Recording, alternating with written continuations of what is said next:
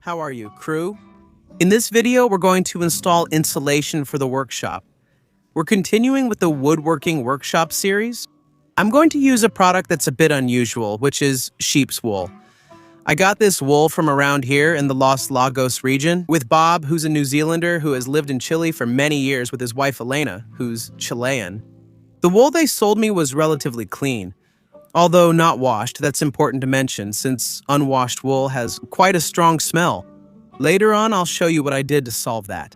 If you're thinking about insulating your house, you should keep that in mind. I think there are some Chilean companies that are selling processed sheep's wool specifically for insulation, which comes clean and in formats designed to fit into the wall framing. Here we are. Experimentando y lo puedo. Is the workshop separated from the house?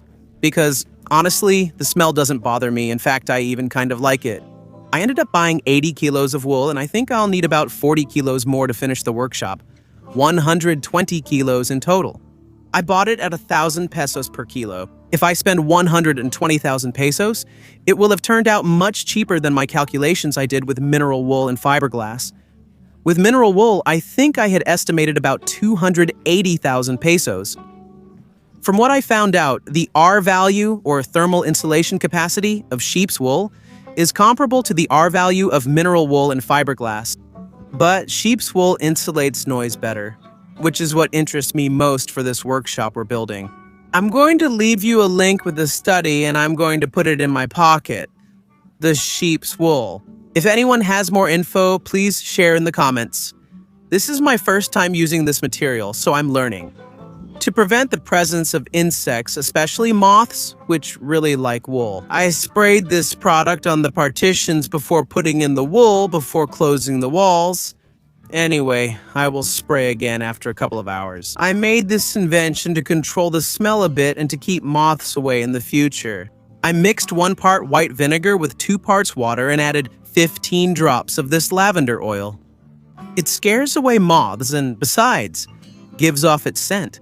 The vinegar will neutralize the strong smells of the wool, which, by the way, doesn't smell like excrement or anything rotten. The smell is like a barn or a field with animals. Basically, as I was installing the wool, I would spray a little with the sprayer. Nothing out of the ordinary. Super simple. The truth is that the difference is noticeable right away. The vinegar becomes more prominent. At first, you can smell it a lot more, and after a few minutes, the overall smell goes down a lot. Obviously, we'll have to wait for summer to see what happens since temperatures go up in the summer, and I think it's possible that there will be more smell. But we'll see. Obviously, I'll keep you informed.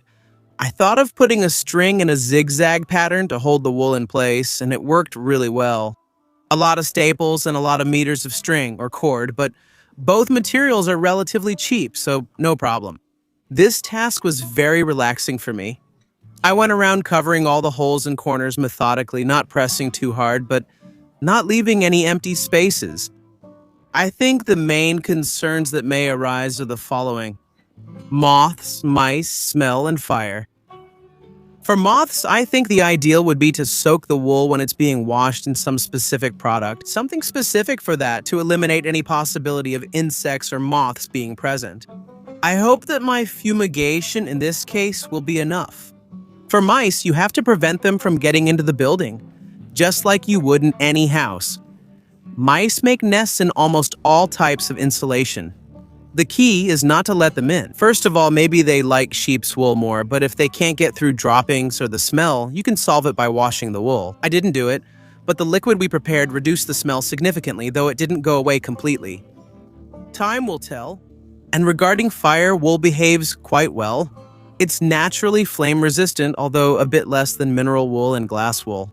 In the study I leave for you in the description, all that information appears in great detail in the previous video. You gave me some great ideas for covering the walls on the inside, so I appreciate it. I think I'll go with plywood, finally, either 15 or 18 millimeters. I know it's pretty expensive, but I like the idea of being able to screw directly into the walls to hang whatever I want. It will also give us a lot of structural stability in the workshop, so in the next video we'll have walls. God willing, I send you a hug. I hope you enjoyed this video, and I'll see you very soon in the next one. Bye-bye.